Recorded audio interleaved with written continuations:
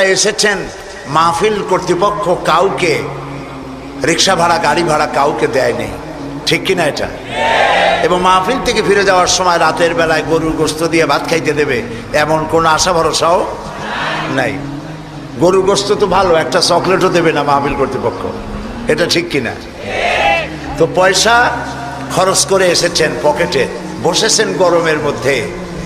আল্লাহর কাছে দোয়া করি, আল্লাহ তাআলা তোমার বান্দারা তোমার কোরআন শোনার জন্য যতটুকুন স্যাক্রিফাইস করলো, কোরবানি করলো, গরম কষ্ট করলো, এই কষ্টের বিনিময়ে কিয়ামতের প্রচণ্ড গরমের হাত থেকে তুমি আমাদেরকে আশ্রয় দিও, তোমার আরশের নিচে আমাদেরকে জাগা করে দিও। প্রিয় ভাই সব, আপনারা সবাই এসেছেন কোরআন শুনতে। কি শুনতে এসেছেন বলুন? আর আমিও এসেছি কোরআন শোনাতে। তবে আমি তো কোরআন শোনাতে পারবো না, সেই ইলেম তো আমার নাই। আল্লাহ যদি কিছু বলার তৌফিক দেন তাহলে বলতে পারবো। লোকেরা মুফাসসিরে কোরআন আমাকে বলে, কিন্তু আমি তো নিজে জানি আমি কি, আমি কোরআনের তাফসিরের নগণ্য ছাত্র মাত্র। আল্লাহর সাহায্য কামনা করি, তিনি যদি দয়া করে কিছু বলার তৌফিক দেন তবে আমি বলতে পারবো ইনশাআল্লাহ। আল্লাহ যেন তেমন কিছু কথা বলার তৌফিক দেন যা আমাদের জন্য, আমার নিজের জন্য, শ্রোতা ভাই বোনদের জন্য তা যেন কল্যাণকর হয়। আমরা বলি আমিন। প্রিয় ভাই সব, শুনতে এসেছি কোরআন, এটা কার?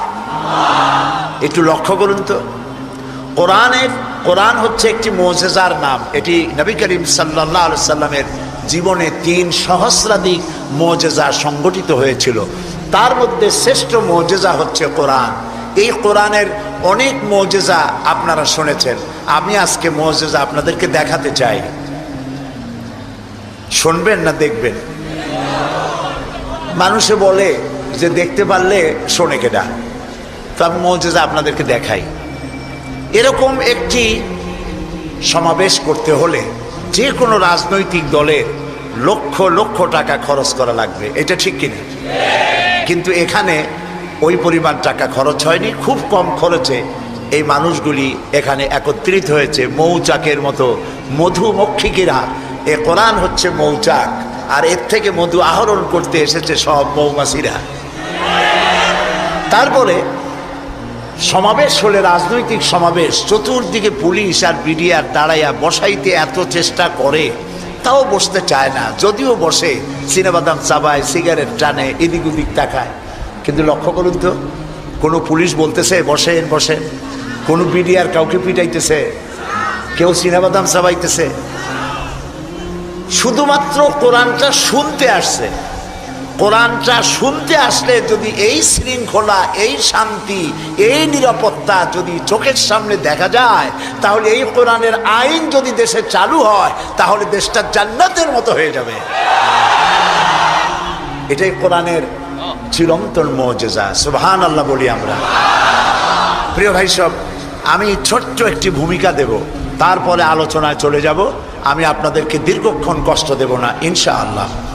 কোরআন আল্লাহর বাণী, এর মধ্যে যা আছে সব কথাগুলি কার?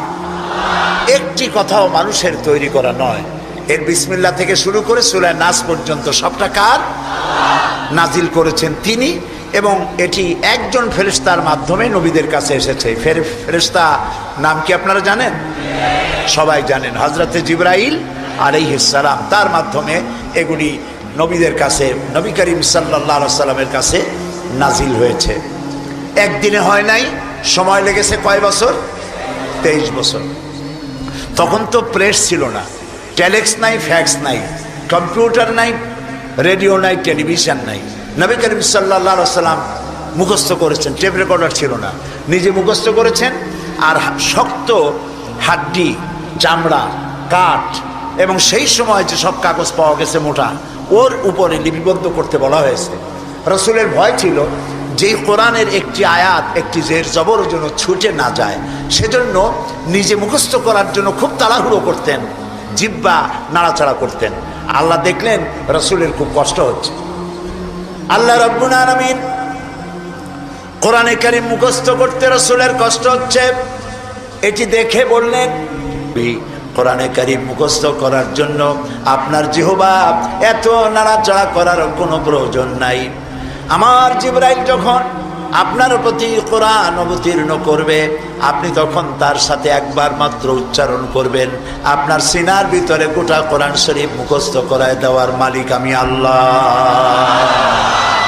আমি আপনারে মুখস্থ করায় দেব। আপনি তো লিখতে পড়তে জানেন না, নামও সই করতে পারেন না। আমি আপনাকে মুখস্থ করার তৌফিক দেব, আপনি তেলাওয়াত করতে পারবেন সে তৌফিক দেব, আর তেলাওয়াত করে মানুষকে বুঝাইতে পারবেন সে তৌফিকও আপনাকে আমি দান করব। নবী করিম সাল্লাল্লাহু আলাইহি সাল্লাম কোরআন মুখস্থ করতেছেন, আর ইসলাম প্রচারের সব থেকে বড় হাতিয়ার হচ্ছে এই কোরআন। এই কোরআন তিনি তেলাওয়াত করতেছেন, কোরআনের তেলাওয়াত শুনে লোকেরা পাগল হয়ে যাচ্ছে। সুবহানাল্লাহ বলেন। কোরআন কি সুন্দর! আপনি যদি তাড়াতাড়ি পড়েন মনে হবে যেন আপনি প্রবন্ধ পড়ছেন, আর যদি থেমে থেমে পড়েন মনে হবে যেন কবিতা পড়তেছেন। এত সুন্দর মিল এর গতিময় ছন্দ, এর সাবলীল প্রাঞ্জল ভাষ্য এবং এর গতিশীলতা, এর বাচনভঙ্গি, এর শব্দ বিন্যাস কিয়ামত পর্যন্ত সকল সাহিত্যকে নিচে ফেলে দিয়ে কোরআনের এই সাহিত্যিক মান কিয়ামত পর্যন্ত সর্বোচ্চ থাকবে, এর কাছেও কেউ ভিড়তে পারবে না। এই জন্য নবী করিম সাল্লাল্লাহু আলাইহি ওয়াসাল্লাম বলেছেন, কোনোদিন পুরাতন হবে না, এ কোরআন কোনোদিন জীর্ণ হবে না, এর আশ্চর্যকারিতা এবং বিস্ময়কারিতার কোনো শেষ হবে না।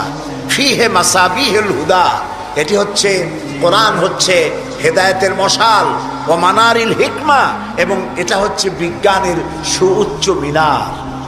এই যে বিজ্ঞানের আবিষ্কার হচ্ছে, বিজ্ঞানের আবিষ্কার যত বাড়বে কোরআন বোঝা তত সহজ হবে। সুবহানাল্লাহ। নবীজি কোরআন তেলাওয়াত করছেন আর অমুসলিমরা ইসলাম কবুল করে চলছে।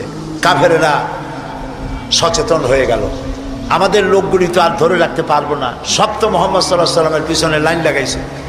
তখন তারা হযরত ওমরকে লাগিয়ে দিল, যেই লোকটাকে যেখানে পাওয়া যায় সেখানে মারো। হযরত ওমর রাদিয়াল্লাহু তাআলা আনহু তখন জাহিল, তিনি কাফের ছিলেন, মারার জন্য নেমে গেলেন। কোথায় পাওয়া যায় খুঁজতে খুঁজতে জানা গেল যে তিনি মসজিদে হারামে নামাজ পড়ছেন। পেছনে গিয়ে ওমর দাঁড়িয়েছেন, অপেক্ষা করছেন যে ঠিক আছে নামাজ পড়তেছে, নামাজ পড়াটা শেষ হোক, তারপরে আচ্ছা তরে দেখব। নবী করিম সাল্লাল্লাহু আলাইহি ওয়াসাল্লাম নামাজের মধ্যে তেলাওয়াত করতেছেন জোরে জোরে। এখন আপনারা বুঝুন, এ কোরআন শরীফ হচ্ছে আল্লাহ, তেলাওয়াত করছেন যার উপরে নাজিল হয়েছে তিনি। এখন শুনতে কত মজা হচ্ছে। হযরত ওমর তিনি বলছেন যে আমি মনে মনে ভাবলাম যে মুহাম্মদ সাল্লাল্লাহু আলাইহি সাল্লামকে এইসব কথা জেনে শিখায়। উনি তো কোনো স্কুল কলেজে যায় নাই, মাদ্রাসায় যায়নি, কই পান এত সুন্দর সুন্দর কথা, নিশ্চয়ই জেনে শিখাচ্ছে। হযরত ওমর বলেন, আমি যখন মনে করছি নবীজিকে মুহাম্মদ সাল্লাল্লাহু আলাইহি সাল্লামকে জেনে কথাগুলি শিখিয়েছে, অমনি তিনি নামাজের ভিতরে তেলাওয়াত করলেন এটি মহান বার্তাবাহকের বর্ণনা। হযরত ওমর চিন্তা করলেন, সর্বনাশ, আমি মনে মনে চিন্তা করছি জেনের কথা, আর উনি জবাবে বললেন না, জেনের কথা না, এটা সম্মানিত বার্তাবাহক তিনি বর্ণনা করেছেন। হযরত ওমর বলেন, আমি মনে মনে ভাবলাম জেন যদি না শিখিয়ে থাকে তাহলে তলে তলে কোন ফাঁকে যেন মুহাম্মদ সাল্লাল্লাহু আলাইহি সাল্লাম কবি হয়ে গেছেন, কারণ এত সুন্দর মিলিয়ে মিলিয়ে কথা তো আর শুনি নাই কখনো। হযরত ওমর বলেন, আমি যখন ভাবলাম তিনি কবি হয়ে গেছেন, অমনি তিনি নামাজের ভিতরে আমার এ কথার প্রতিবাদ করলেন। তিনি পড়লেন, এটা কোনো কবির কথা নয়, তোমরা খুব কমই বিশ্বাস স্থাপন করো। হযরত ওমর বলছেন, কি সাংঘাতিক কথা! চিন্তা করলাম জেনের কথা কয় না, জেনের কথা না, চিন্তা করলাম কবির কথা মনে মনে, আর উনি প্রকাশ্যে জবাব দিচ্ছেন যে কবির কথা না। তাহলে তো শুধু কবি, উনি কবি হন নাই, উনি গণকও হয়েছে, তা না হলে আমার মনের কথা বোঝে কেমনে? হযরত ওমর বলেন, আমি যখন মনে মনে চিন্তা করলাম তিনি গণক হয়েছেন, অমনি নামাজের ভিতরে তিনি আমার এই কথারও জবাব দিয়ে দিলেন। তিনি বললেন, এটা কোনো গণকের কথা নয়। সুবহানাল্লাহ। তোমরা খুব কমই উপদেশ গ্রহণ করে থাকো। হযরত ওমর বলছেন, এবার আমার পায়ের তলা থেকে যেন মাটি খসে যাচ্ছে। কি আশ্চর্য কথা! যা মনে চিন্তা করি তার জবাব আসে নামাজ থেকে। এটা জেনের কথা না, এটা কবির কথা না, এটা গণকের কথা না, তবে এটা কি? বিরাট এক জিজ্ঞাসাবোধক চিহ্ন আমার সামনে ঘুরপাক খাচ্ছে। তবে এটা কি? হযরত ওমর বলেন, আমি যখনই চিন্তা করলাম তবে এটা কি, অমনি রাসূল নামাজের ভিতরে আমার সে কথার জবাব দিয়ে দিলেন। তিনি পড়লেন, এটি হচ্ছে আল্লাহ রাব্বুল আলামিনের নাজিলকৃত কিতাব। হযরত ওমর বলছেন, আমার মনে হচ্ছিল যে ইসলাম তার সব শক্তি নিয়ে তার শেকড় শুদ্ধ আমার কলিজার মধ্যে গেড়ে বসতেছে। কোরআন এক বৈপ্লবিক পরিবর্তন এনেছিল তদানীন্তন সমাজের মধ্যে। যারা চোর ছিল, ডাকাত ছিল, রাসূলুল্লাহ মেসমেরিজম করেন নাই, জাতিকে হিপনোটাইজ করেননি। গোটা জাতি চোর, ডাকাত, জেনাকার, বদমাশ, সন্ত্রাসী, সুদখোর, গোটা জাতির মধ্যে একটি বিরাট পরিবর্তন এসে গেল। যারা ছিল চোর, যারা ছিল ডাকাত, তারা মানুষের সম্পদের পাহারাদার হয়ে গেল। সুবহানাল্লাহ বলবেন না? যারা নারীর সতীত্বের জম ছিল, তারা নারীর সতীত্বের সংরক্ষণকারী হয়ে গেল। যারা যারা সুদভিত্তিক অর্থনীতি দিয়ে গোটা সমাজের সম্পদকে কক্ষিগত করেছিল, তারা কোরআনের সংস্পর্শে এসে সারা জীবনের সঞ্চিত সব সম্পদ অবারিত উন্মুক্ত হস্তে গরিব জনসাধারণের জন্য দুহাতে বিলায় দিতে লাগলো। এই যে বিরাট পরিবর্তন আসলো, সেই পরিবর্তন আনার পেছনে কাজ করেছে যে কিতাবখানা, সেই কিতাবের নাম কোরআন। বলেন জোরে, কোরআন। এই কোরআন শরীফকে আল্লাহ তাআলা হেফাজত করার দায়িত্ব নিয়েছেন। বেদ বলেন, বাইবেল বলেন, সমস্ত ধর্মীয় পুস্তকগুলি উল্টাপাল্টা হয়ে গিয়েছে, কোনোটার অরিজিনালিটি নাই। আপনি চ্যালেঞ্জ করতে পারেন বুক ফুলাইয়া, বর্তমান বিশ্বে খ্রিস্টানদের কাছে যে বাইবেল আছে, লুক, যোহন, মার্ক, মথি, scripture, new testament, old testament বলতে যা কিছু বুঝায়, ওদের কাছে আল্লাহর কিতাব বলে তারা যে দাবি করে, চ্যালেঞ্জ হয়েছে বর্তমান যুগে খ্রিস্টানদের কাছে যে বাইবেল আছে এর মধ্যে একটি ওয়ার্ডও আল্লাহর নয়, সব তাদের বানানো। এই চ্যালেঞ্জের মোকাবেলা খ্রিস্টান জগৎ করতে পারে নাই। কিন্তু কোরআন শরীফ সম্পর্কে এই কথা কেউ বলতে পারবে না যে একটি অক্ষরও মানুষের তৈরি করা। সুবহানাল্লাহ। এটিকে হেফাজত করেছেন কে? আল্লাহ রাব্বুল আলামিন বলেন, কোরআন নাজিল করেছি আমি, আর সংরক্ষণের দায়িত্ব আমি আল্লাহ আমার নিজ হাতে গ্রহণ করেছি। সুবহানাল্লাহ। কোরআন হেফাজতের ব্যবস্থা দেখুন, আল্লাহ তাআলা কোরআন হেফাজত করেছেন। সিন্ধুকের ভিতরে করেন নাই, তাহলে পোকামাকড়ে খাইতে পারতো, নষ্ট করে ফেলতে পারতো। ব্যাংকের লকারে রাখেন নাই, লোহার সিন্ধুকে রাখলে এটা ড্যাম হতে পারত, এটা ফাঙ্গাস পড়তে পারত, এটা নষ্ট হয়ে যেতে পারত। আল্লাহ তাআলা হেফাজতের এমন ব্যবস্থা করলেন যা পৃথিবীর কোনো জাতির ধর্মীয় গ্রন্থকে হেফাজতের এই ব্যবস্থা নাই। সেটা কি? সেটা হলো আলমারিতে নয়, সিন্ধুকে নয়, ব্যাংকের লকারে নয়, মানুষের মেমোরির ভিতরে, কলিজার মধ্যে, ব্রেনের মধ্যে আল্লাহ পাক কোরআনকে হেফাজত করে দিয়েছেন। এমন জায়গায় রেখেছেন যেখান থেকে ফাঙ্গাস পড়ার অথবা পোকামাকড় ঢুকে, তেলা পোকা, উই পোকা, সার পোকা ঢুকে নষ্ট করবে এমন কোনো সম্ভাবনা নাই। চুরি হবে, ডাকাতি হবে, পরিবর্তন হবে এমন কোনো সুযোগ নাই। কোরআন মানুষকে মুখস্থ করা আল্লাহ সহজ করেছেন। সুবহানাল্লাহ। অবশ্যই কোরআন মুখস্থ করার জন্য আর বোঝার জন্য আমি আল্লাহ মানুষের কাছে সহজ করে দিয়েছি। সুবহানাল্লাহ। মানুষ এখন মুখস্থ করতেছে। কোরআন যারা মুখস্থ করছে তাদের সংখ্যা, এক জরিপে জানা গেছে সারা পৃথিবীতে কোরআন যারা মুখস্থ করেছে তাদের সংখ্যা 5 কোটি ছাড়াই গেছে। ময়মনসিংহে হাফেজ নাই, আছে সর্বত্র। সেবার লন্ডনে এক মাদ্রাসায় আমাকে দাওয়াত করা হলো, হেফজখানা। যারা মুখস্থ করেছে কোরআন তাদের মাথায় পাগড়ি পরাবার জন্য। এখন মাদ্রাসা মুখস্থ করা, কোরআন মুখস্থ করার মাদ্রাসা লন্ডনে হয়েছে। আলহামদুলিল্লাহ। কন ইসলাম ডুবাই দেবো, মিটাই দেবো, যতই চিল্লা, এটা বন্ধ করার ক্ষমতা পৃথিবীর কোনো মানুষের নাই। এটা বন্ধ করার ক্ষমতা বুশের নাই, বুশের বাবেরও নাই। সুবহানাল্লাহ বলে। প্রিয় ভাই সব, সেই ইংল্যান্ড আজ আর নাই। যে ইংল্যান্ডে এখন থেকে 150 বছর আগে মাত্র একটা মসজিদ ছিল, সেই ইংল্যান্ডে এখন মসজিদের সংখ্যা 8000 ছাড়াই গেছে।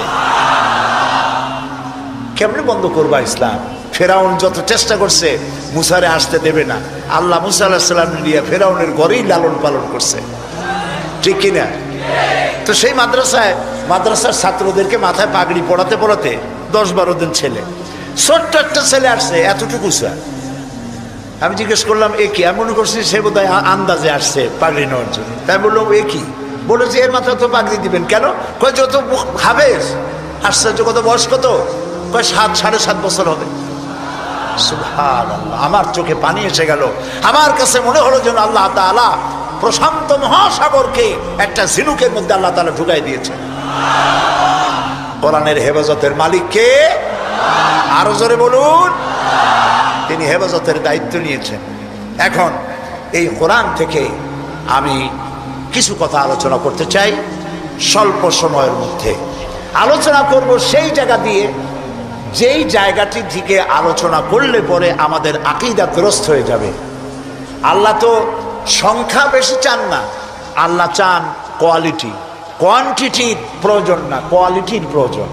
313 জন মুসলমান দিয়ে যা হয়েছে, আজকে পৃথিবীতে 150 কোটি মুসলমান দিয়ে তা হচ্ছে না, ঠিক কিনা বলেন? সত্য কিনা? এমন সময় তো ছিল যখন মুসলমানেরা একটা খেজুর ছিঁড়ে ছিঁড়ে 8-10 জন দাঁতে লাগাইয়া চাবাইছে। 1 গ্লাস পানি অনেকজন মানুষের ঠোঁট ভিজিয়ে তারপরে লড়াই করেছেন। এরপরে গোটা পৃথিবীর অর্ধেকটা পৃথিবী মুসলমানদের পায়ের উপরে চুমো খেয়েছে। আজ মুসলমানের সংখ্যা বেড়েছে কিন্তু কোয়ালিটি বাড়ে নাই। কোয়ালিটি বাড়াবার জন্য ফাউন্ডেশন হচ্ছে তাওহীদ, তাওহীদে বিশ্বাস, শিরক থেকে বাঁচা আর তাওহীদে বিশ্বাস স্থাপন করা। এই আকীদা যদি মজবুত না হয় তাহলে আমাদের সংখ্যা যতই বাড়ুক, কাফের এবং দুশমনদের সামনে আমরা হেয় প্রতিপন্ন, লাঞ্ছিত হতে বাধ্য হব। সেই জন্য আমি আপনাদের সামনে একটি জায়গা থেকে আলোচনা করতে চাই। তার আগে শয়তানের ওয়াসওয়াসা থেকে পানাহ চেয়ে নিতে হবে, কারণ শয়তান চায় না যে আমরা আল্লাহর কথা শুনি। শয়তান কি চায়? সেই জন্য আল্লাহ তাআলা বলেছেন কোরআন তেলাওয়াতের সময় শয়তানের ওয়াসওয়াসা থেকে আমার কাছে পানাহ চেয়ে নিও। আপনারা সবাই আমার সাথে পড়েন, বিতাড়িত মরদুদ শয়তানের ওয়াসওয়াসা থেকে পানাহ চাই, পরম করুণাময় আল্লাহর নামে শুরু করছি। একদিন লোকমানকে তিনি ডাকলেন, ডেকে বললেন, লোকমান তুমি এক কাজ করো, আমার যে ছাগলগুলি তুমি পালতেছো, একটি ছাগলকে জবাহ করে ওর ভিতর থেকে ছাগলের শরীরের সব থেকে উৎকৃষ্ট অংশটা আমার জন্য নিয়ে আসো। হাজরাতে লোকমান একটা ছাগল জবাহ করলেন এবং ছাগলের কলিজা এনে পিরিচে করে ওনার সামনে হাজির করে দিলেন। কয়েকদিন যাওয়ার পর বাদশাহ আবার বললেন, আজকে আরেকটা ছাগল জবাহ করো এবং তার শরীরের নিকৃষ্ট অংশটা আমার সামনে নিয়ে আসো। লোকমান আরেকটা ছাগল জবাহ করলো এবং ওই ছাগলের কলিজাটা পিরিচে করে এনে হাজির করে দিল। বাদশাহ বলল, আমি শুনছিলাম তোমার নাকি অনেক জ্ঞান, এই বুঝি জ্ঞানের পরিচয়? আমি যেদিন চাইলাম, প্রথম বললাম সব থেকে উৎকৃষ্ট জিনিস আনো, তুমি কলিজা নিয়ে আসলা। সব থেকে নিকৃষ্ট জিনিস চাইলাম, তখনও তুমি নিয়ে আসলা কলিজা। তোমার জ্ঞানের পরিচয় তো পাইলাম না। লোকমান বললেন, হযরত লোকমান হাকিম বললেন, জাহাপানা, আপনি আমার মধ্যে জ্ঞানের পরিচয় কি পেয়েছেন পান নাই সেটা বড় কথা না। বড় কথা হলো এই, শুধু মানুষ না, প্রত্যেক প্রাণীর মধ্যেই আল্লাহ তাআলা একটা জিনিস দিয়েছেন। সেই জিনিসটা যদি ভালো হয় তাহলে প্রাণীটা ভালো।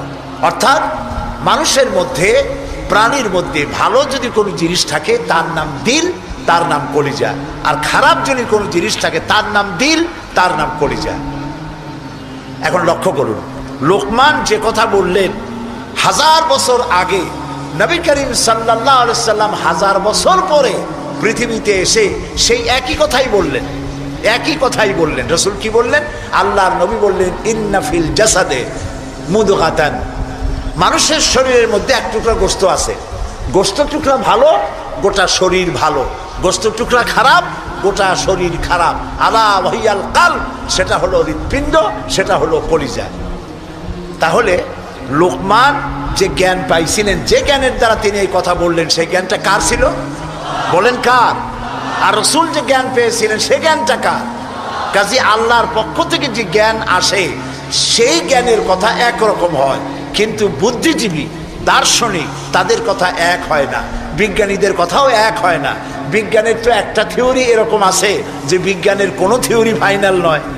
বুদ্ধিজীবীদের কথাই ধরুন, কার্ল মার্কস বলেছেন মানুষ পেট সর্বস্ব জীব, আলফ্রেড বলেছেন মানুষ সেক্স সর্বস্ব জীব, আবার ডারউইন এসে বললেন এগুলি তোমরা যা বলো একটাও ঠিক না, মানুষ মোটে মানুষই না। বলে মানুষ কি? মানুষ হলো বান্দর। তো চিন্তাবিদ, বুদ্ধিজীবী, দার্শনিক তাদের কথায় মিল নাই, নবীদের কথায় মিল আছে না নাই? বলেন, জোরে বলেন, আছে না নাই? আপনি কি এইরকম একজন দুইজন নবীর খবর জানেন? এক নবী বলেছে আল্লাহ এক, আর একজন বলেছেন বেশি হইতে পারে, নাউজুবিল্লাহ। শুনেছেন এরকম? একজন বলেছে মৃত্যুর পরে আরেকটা জীবন আছে, কবর আছে, হাসর আছে, বিচার আছে, সিরাত আছে, মিজান আছে, বেহেশত আছে, দোজখ আছে। আর এক নবী বলছেন নাও থাকতে পারে। এরকম হয়েছে? হয় নাই। আদম আলাইহিস সালাম থেকে মুহাম্মদ সাল্লাল্লাহু আলাইহি সাল্লাম পর্যন্ত সমস্ত নবীদের কথা কয় রকম? স্লোগান কয়টা?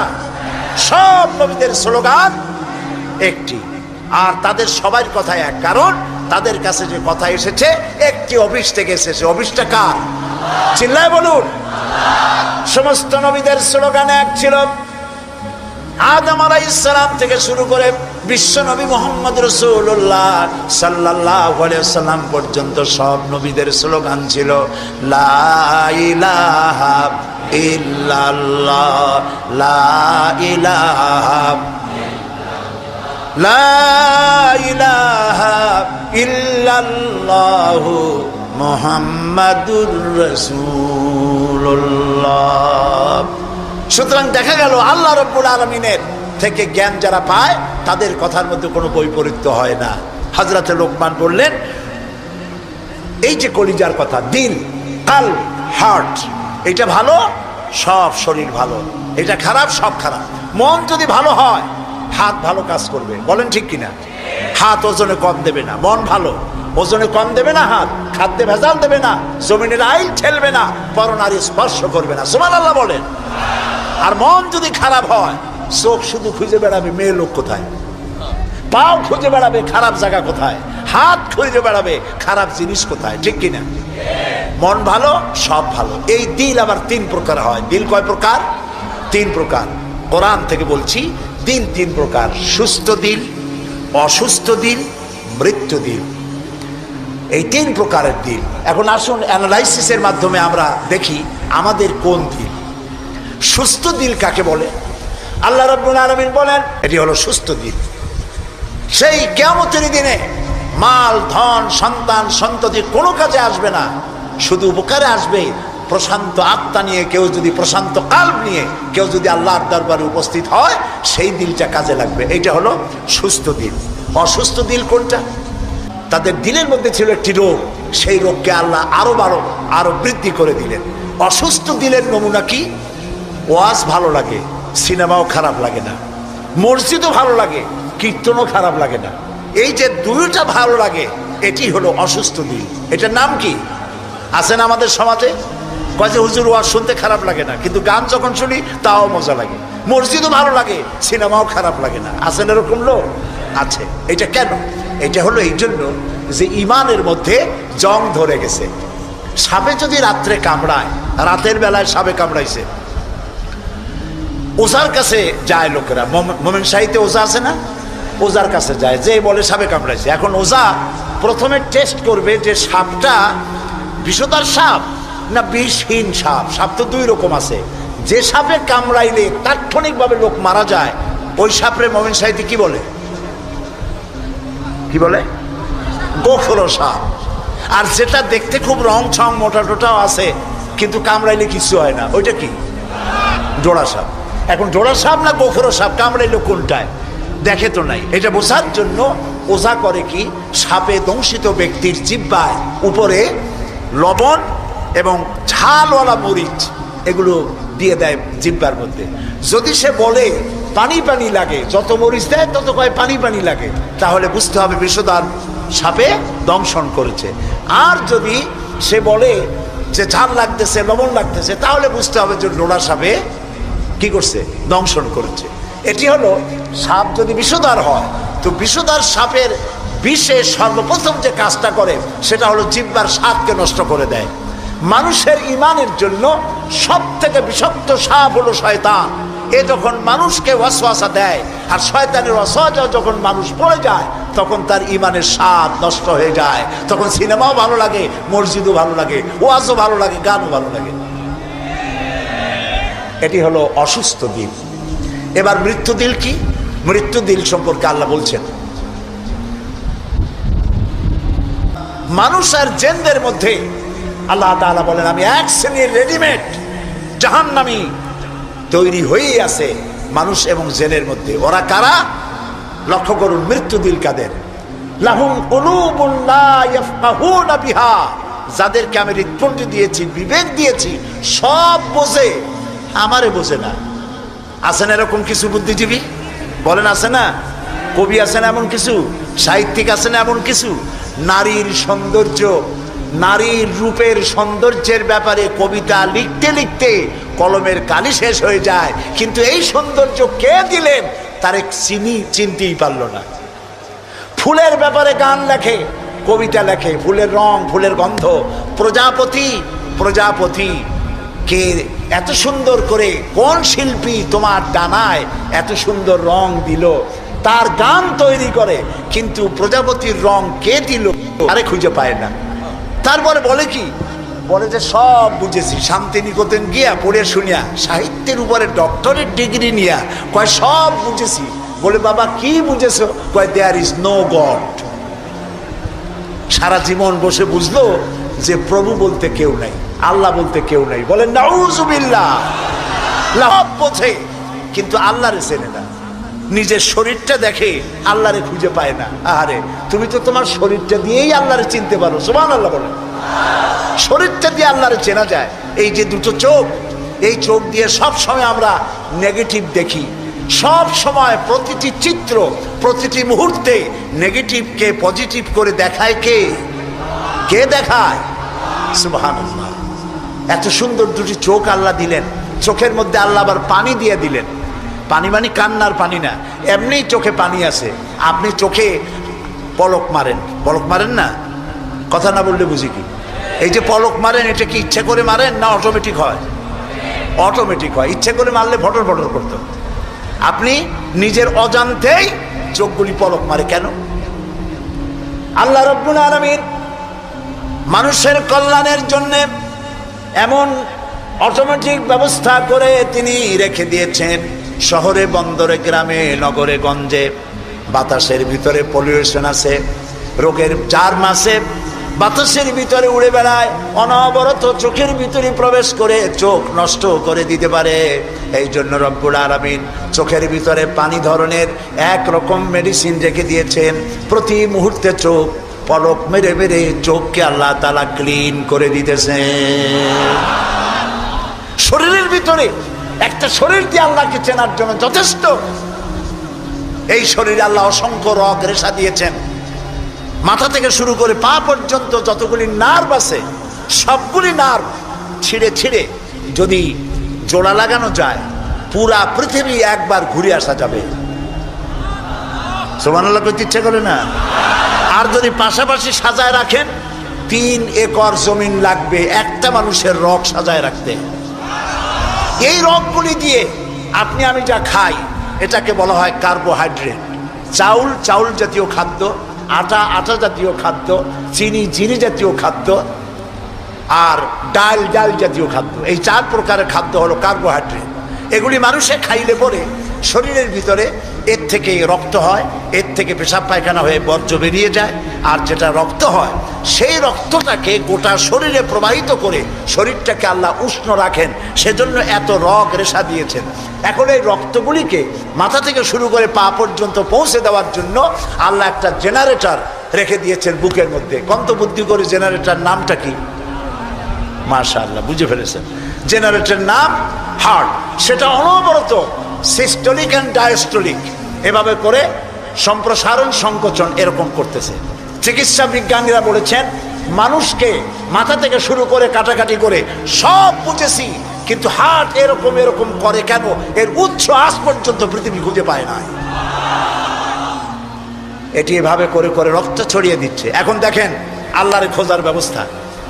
মানুষ খাইয়া খাইয়া তারপরে হার্টের মধ্যে চর্বি গিয়ে জমে। হার্টের মধ্যে যে করোনারি আর্টারির মধ্যে গিয়ে চর্বি জমতে লাগলো।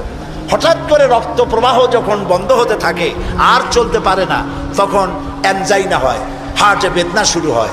এই বেদনা শুরু হলে তাড়াতাড়ি ডাক্তার এনজিওগ্রাম করে তারপর দেখে কতটা নষ্ট হয়েছে।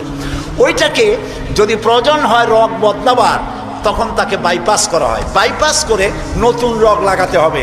এখন বলেন এই নতুন রগ কোথায়? গরুর রগ লাগাইলে হবে? বলেন, ছাগলের রগ? এখন আল্লাহ রব্বুল আলামিনকে চেনা সহজ।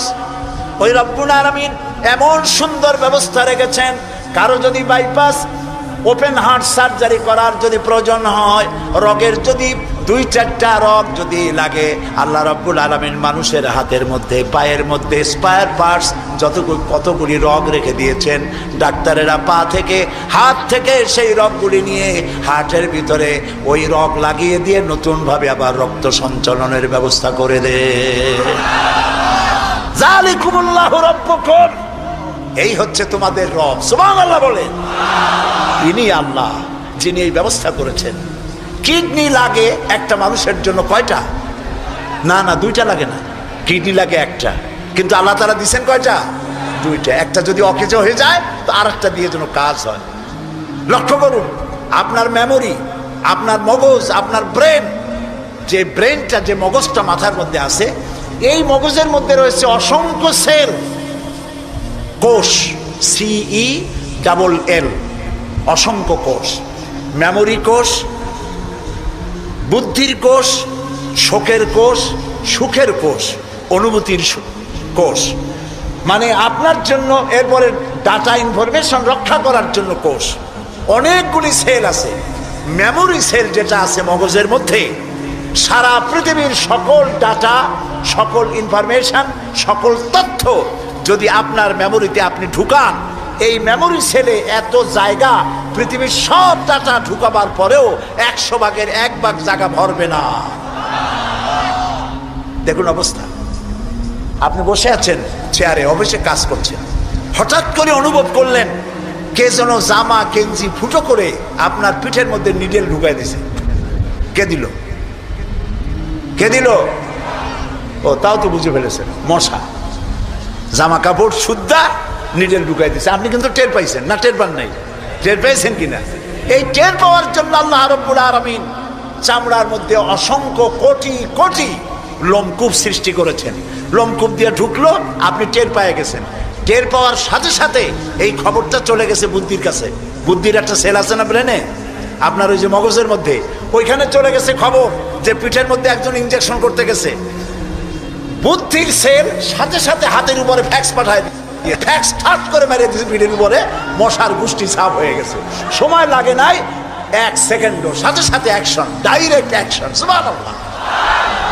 কপালে যদি থাকে আল্লাহরে চিনতে কষ্ট হয় না, আর কপালে না থাকলে শান্তিনিকেতন থেকে PhD ডিগ্রি করে কাফের হয়ে যায়, মুরতাদ হয়ে যায়, কপাল পুড়ে যায়।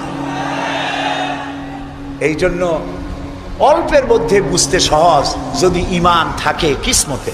প্রিয় ভাই সব, আল্লাহ রাব্বুল আলামিন বলছেন, কে হৃদয় দিয়েছি, তাদেরকে বিবেক দিয়েছি, সব বুঝলো, আমারে বুঝলো না। তাদের আমি কান দিছি, সব শুনলো, কিন্তু আমার কথা, হকের দাওয়াত শুনলো না।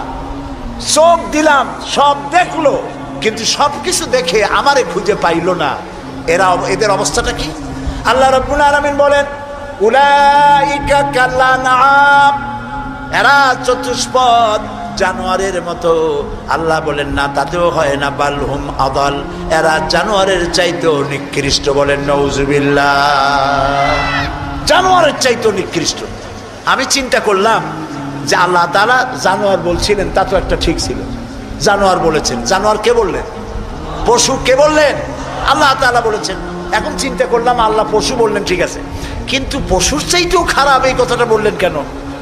বুঝে আসতেছিল না। আল্লাহ তাআলা বলেন, কোরআন যদি কেউ বুঝতে চায় তো বুঝার জন্য আমি তার দিল খুলে দেবো। সুবহানাল্লাহ। ওয়া মান ইয়াত্তাকিল্লাহা ইয়াজআল লাহু মাখরাজা। আল্লাহকে ভয় করে কেউ পথ চলতে চাইলে আল্লাহ পথ তৈরি করে দেন।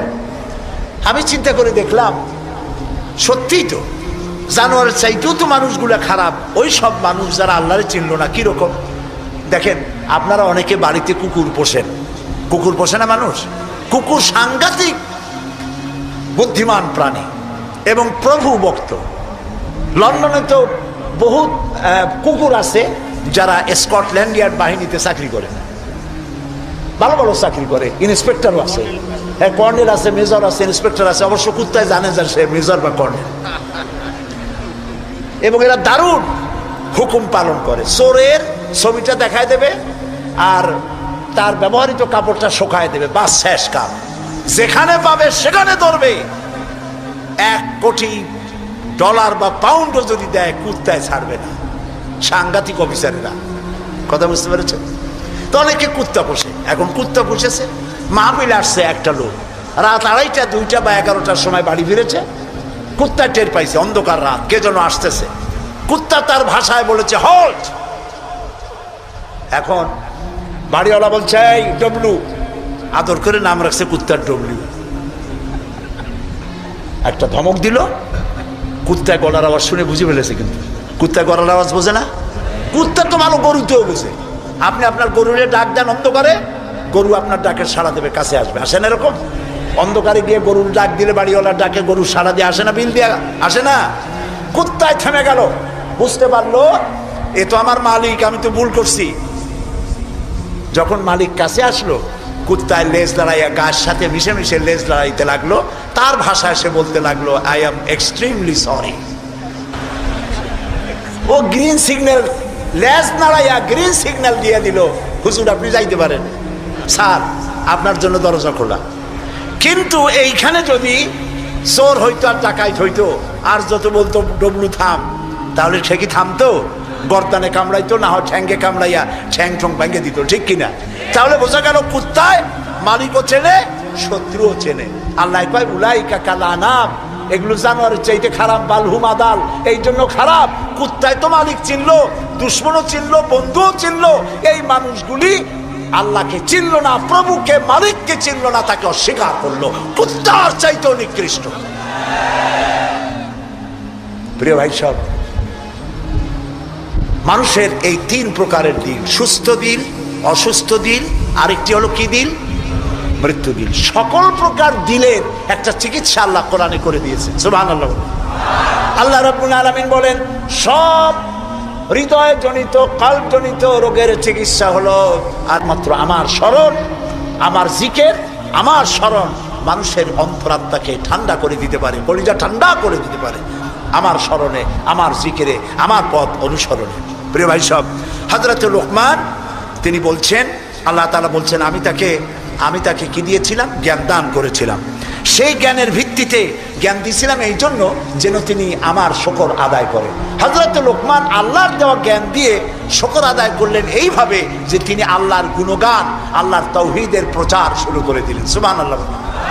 আল্লাহ তাআলা বলছেন ওমান ইয়াশকুর, যে ব্যক্তি কৃতজ্ঞতা স্বীকার করে তা তার নিজের জন্য, আর যে করে না সে তার নিজের ক্ষতিই করে। এই যে আমরা মাগরিবের নামাজ পড়লাম, এই নামাজ পড়ছি কার জন্য? বলেন সবাই। উপকার হবে কার? উপকার হবে আমার। এই যে মাঝে মধ্যে আপনারা আলহামদুলিল্লাহ বলেন, সুবহানাল্লাহ বলেন, এতে উপকার কি আল্লাহ না আমার? বলেন সবাই। আমার তাম পৃথিবীর। এটা এই জন্য যে আল্লাহ তাআলা বিরাটত্ব খুব লক্ষ্য করুন। আল্লাহ তাআলা বিরাটত্ব, মহানত্ব, শ্রেষ্ঠত্ব এবং মর্যাদার যে স্তরে আল্লাহ তাআলা আছেন, আমরা শুকর করে, প্রশংসা করে, সেজদা করে সেই স্তর থেকে 1 ডিগ্রি উপরে উঠাইতে পারবো না। এবং যেখানে তার মর্যাদা আছে, সারা পৃথিবীর সব মানুষ যদি আল্লাহকে অস্বীকার করে, ওই স্তর থেকে 1 ডিগ্রি নিচে নামানো যাবে না, অসম্ভব। এই জন্য কৃতজ্ঞতা যে প্রকাশ করে সে আল্লাহর জন্যই করে। আমরা যদি আল্লাহর জিকির আজকার না করি, আল্লাহর ক্ষমতা শেষ নাকি? বলেন। আল্লাহ রাব্বুল আলামিন বলেন আকাশে যা কিছু আছে, জমিনে যা কিছু আছে, এর মাঝখানে যা কিছু আছে সব আমার জিকির করছে, আমার তাসবিহ করছে। আপনারা বসন্তকালে গাছের ডালে শোনেন, কোকিল পাখি কুহু কুহু করে ডাকতেছে। আল্লাহ রাব্বুল আলামিন বলেন ওদের তসবিহ বোঝো না, তোমরা শোনো কুহু কুহু, আসলে সে ডাকে আল্লাহু আল্লাহু। বউ কথা কম আছেন একটা পাখি মমন সাইতে নাই আছে, ছোটবেলা থেকে শুনতেছি বউ কথা কও বউ কথা কও। ওর বউ এত অভিমান করলো কেন? কথা মোটে কয়ই না। আসলে বউ কথা কও আমরা শুনি, আর আল্লাহ বলছেন আমার জিকির করছে তোমরা বোঝো না। মানুষ বুঝবে কেন? মানুষ তো আন্দাজে যা শোনে শব্দের সাথে আপনি যা মিলাবেন তাই কিন্তু হয় ভাই। যেমন ট্রেন ছাড়ছে, ট্রেন যখন ছাড়লো তো প্রাথমিক আওয়াজ শোনা যায় যাচ্ছি যাব যাচ্ছি যাব। যখন জোরে চলে তখন শোনা যায় যাচ্ছি যাব যাচ্ছি যাব, এরকম শোনা যায়, ঠিক না? শব্দের সাথে এরকম যা মিলাবেন তাই হবে। এক ব্রিটিশ নাগরিক নাকি আসছিল বাংলাদেশে, আসে দেখে জমিনে চাষ করতেছে এক লোক দুপুরবেলা। তো তারে গিয়ে ব্রিটিশ নাগরিক জিজ্ঞেস করতেছে ইংলিশ, বেটা হাউ ডু ইউ ডু? তো কৃষক বলতেছে আমার বুঝি খাইয়ে খেয়ে কাম নাই, এখন তোমার সাথে আমি এই চাষ ছাড়িয়ে দিয়ে হাডুডু খেলবো, এটা কথা হইলো নাকি?